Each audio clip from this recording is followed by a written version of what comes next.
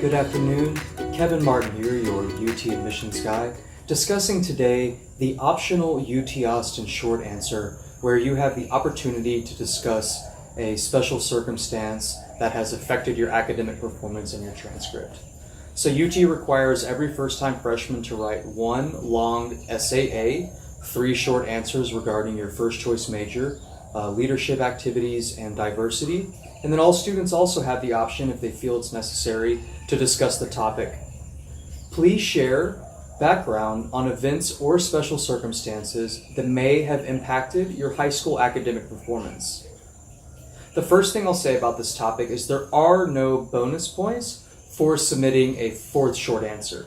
I can already tell that there's students out there who are overeager who think, okay, if there's something optional, UT will give me the benefit of the doubt, or they'll assign me some sort of special credit if I do something above and beyond the expectations. But the review process just simply doesn't work like that. All applicants get a review scored on the scale of 1 to 6, or a 5.5 or a 4.5, and there's just no mechanism to give a student an extra point or something. And so before UT had these short answers, there were 3 applied Texas essays, of which students had to choose 2 and write on it. And sometimes students would submit a 3rd essay thinking it would help them in the admissions process, but it simply doesn't automatically give you a bonus for doing something extra. I also think there's a lot of possible overlap between this optional prompt and SAA, where you have the opportunity to tell your story and discuss any obstacles you've experienced during your high school career. And so my recommendation is to only write this essay if you can provide new and significant, compelling information that adds a different dimension or perspective to your application that you didn't have the time or the space to discuss in your other essays that you feel is critical for reviewers to know, especially with regards to putting your resume or putting your transcript into context. So if you do choose to write this essay, I have 4 pieces of advice or things to consider as you form your draft.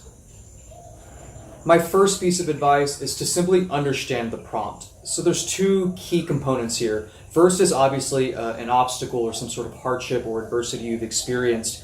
And this needs to directly, causally link between the event and a decrease or a diminishment of your academic performance as indicated on your transcript. And so if you have sort of an obstacle or something you want to discuss that may or may not have affected your academic record, perhaps that might be more appropriate for SAA. But what's really critical in this essay is that you identify the hardship, the event, the time period, and make a specific relationship. So for example, spring of my sophomore year, I had a really tough time. I experienced a severe illness. I went from an all A, mostly A's and a few B's student to mostly B's and maybe a few C's and D's during that semester because I had a lot of doctor's appointments and I missed a lot of class. So therefore, my academic performance declined. But then junior year, I improved, I got better, and I went back to being a mostly A student, taking all advanced placement courses. And so that's what I mean by a relationship between the obstacle and the actual impact on your transcript. And it's also probably a good idea to frame this in sort of a silver lining or a positive way. So it's I experienced these obstacles, it was a really difficult time, but here's what I've learned from it. I would also say if you're nearly academically perfect, I don't really see any circumstances where you should submit this essay. Again, I think a second trap, if there's going to be overeager students submitting this essay that don't really have any special circumstances, I can see another kind of student who maybe is mostly all A's and then they made a B+ once and they think that's really significant information the reviewer needs to know. And I just don't think that's the case. I mean, if you're in the top 5% of your class scoring really well on your SAT or ACT and maybe your rank changed 1% or went up or down by 5 or 10 spaces, I don't think if you're already doing super well academically, I don't really advise writing this essay unless there's been a really different trajectory or increase or decrease in your academic record. And so don't make a mountain out of a molehill. My second suggestion is to consider different types of special circumstances. So there is a wide range of things that students have happen to them or with them or to them. And I've worked with a number of students who live with special circumstances, who have encountered for example, illness or injury. They've changed cities or schools or perhaps even states or countries. If you have any family obligations that prevent you from participating in extracurricular activities or volunteer work, you can discuss that. For example, some students are the primary caregivers in their family if they're from a single parent household and the parent's on disability. I know students who work full time. Literally, they go to school during the morning and afternoon and they work the night shift at a restaurant for 30 or 40 hours a week. If you've lived through or experienced a natural disaster, Hurricane Harvey, of course, comes to mind, but there might be more in the future, or perhaps disasters in other states or other countries. Definitely discuss that because there's a very good chance that impacted your academic record.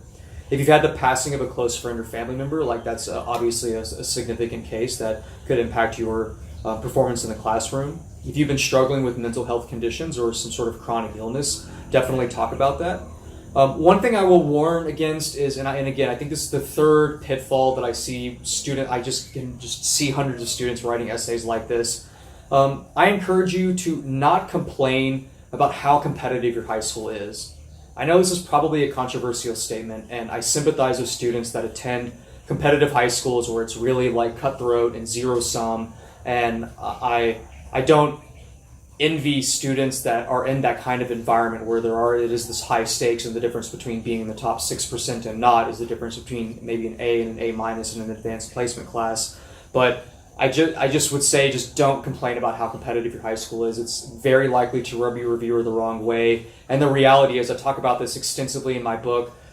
There's literally 100 high schools in the state of Texas that send, that produce half of the incoming freshmen at UT Austin. And those 100 schools, for the most part, are in wealthy communities where parents tend to be college educated, that have access to a tremendous amount of advanced placement courses and extracurricular activities. There's just very little upside to talking about how competitive your high school is. So save that kind of discussion for online message boards or talking with your friends. And if you do have a special circumstance, particularly if it's an illness or an injury, you might want to submit a physician's reference letter discussing your diagnosis, treatment, any particular obstacles you've had to overcome, or particularly if you've sought out special accommodations or resources, that might be an opportunity to provide more context to what's going on. So you can think of this optional academic answer as tying into the rest of your application. My third suggestion is to discuss structural themes and backgrounds relevant to your community. So there's been a lot of controversy associated with this College Board SAT Adversity Index score that's been released, and I've seen a lot of commentary on it. I haven't produced any blog posts on it, and instead I just refer back to my chapter on race and admissions, diversity, and access to education in my book, Your Ticket to the 40 Acres, where I cover pretty comprehensively why it is important to take the context or the environment in which a student is raised into account when you're looking at academic factors like class rank, GPA, or an SAT score. And so some certain, what I mean by structural themes or backgrounds is if you come from a low socioeconomic community or family, if you come from a community where there are high rates of poverty or unemployment, if you've come from a single parent household, if you're the first in your family to potentially attend college or even graduate from high school, that's directly relevant. A special circumstance that you can talk about in your, as relevant to your academic record. If you come from a place where there's just a lot of crime, you can discuss that as well, particularly if you've been a victim of crime, or you've even been associated with, people who have, your friends have committed crimes. I think that's valid as well to discuss if it is relevant to your academic performance. Also, if you come from a school where there's just not that many advanced placement courses, or you have really few extracurricular activities, there's a lot of low-income schools, both in urban communities and in rural environments, that simply don't have that many resources that they have access to. I think if you are a rural student, that's also relevant as well, because high schools that only have 20 or 30 people in their graduating classes tend to not be college-going environments, or the types of cities where people move far away from college, or move away at all. I think as well, if you're performing, let's say, much higher than the average student at your school, so if the average SAT at your school is let's say a 950 and you've scored a 1200, that's pretty significant, because it's demonstrating that within your environment you're excelling well above the typical student for your environment. And so if these structural themes are relevant to your academic performance or the access that you have to resources in your community, then definitely talk about that. I think that is relevant in a kind of a different type of circumstance than experiencing something directly like an illness or an injury or the loss of a loved one. My last piece of advice is a word of caution. So I'm going to speak delicately with regards to this subject, with a caveat. So I think that another possibility for students to discuss the academic short answer is if you live with attention deficit hyperactive disorder. And I'm speaking from a place with a very close loved one of me who's diagnosed as an adult. They've been medicated for the last 15 years. And so I acknowledge that ADHD is a real and distressing condition for people that are living with it. I've worked with students who have lived with ADHD, or even more distressingly, those who had this condition were not diagnosed or not treated, and then eventually became treated or received a diagnosis, and their academic record shifted dramatically. I worked with one student, for example, who actually had to drop out of high school because they literally couldn't focus on anything. They had a variety of other things that were going on with regards to their mental health. And then once they finally got adequate treatment, they excelled in a college environment. This is a transfer student, and ended up making like all A's and B's in really challenging math and science courses. And so this is a very real condition. But the reason that I bring it up is because it's important to understand the overall landscape and perception of ADHD as a diagnosis. And this doesn't have anything to do with my professional opinions, but just understanding that some admissions viewers may be skeptical to a diagnosis of ADHD.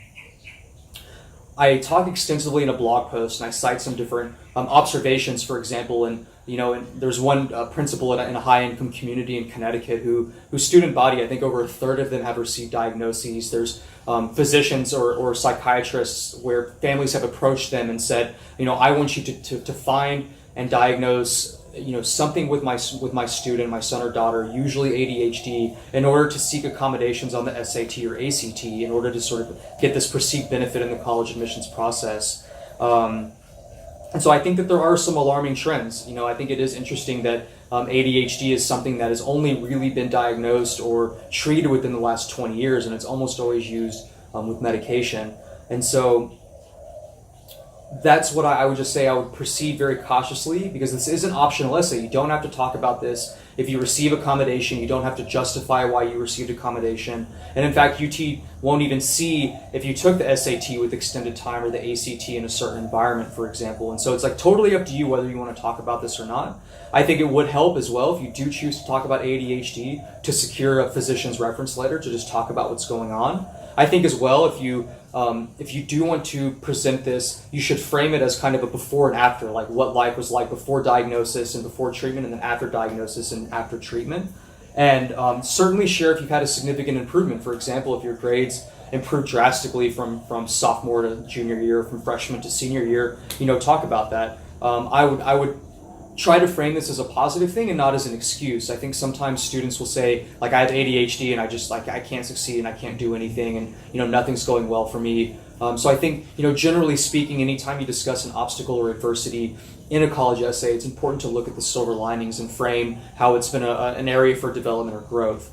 And so finally, I would never discourage anyone from discussing ADHD, and I think if you are having issues focusing, or the other constellation of symptoms that can come from this neurological condition, I would encourage you to seek treatment and have honest conversations with your friends and family, because if you're experiencing this, it's very likely that others around you may be having the same kinds of conditions. And so, don't be shy. And that's just my general theme for the special circumstances essay in general is if you have something to share, be honest, be direct, and don't think in the spring, for example, if you don't receive a favorable admissions decision, don't think oh, now I'm going to appeal and discuss something that happened 6 months or a year ago. Because if you don't talk about on the front end about what's going on in your life, reviewers can't read minds.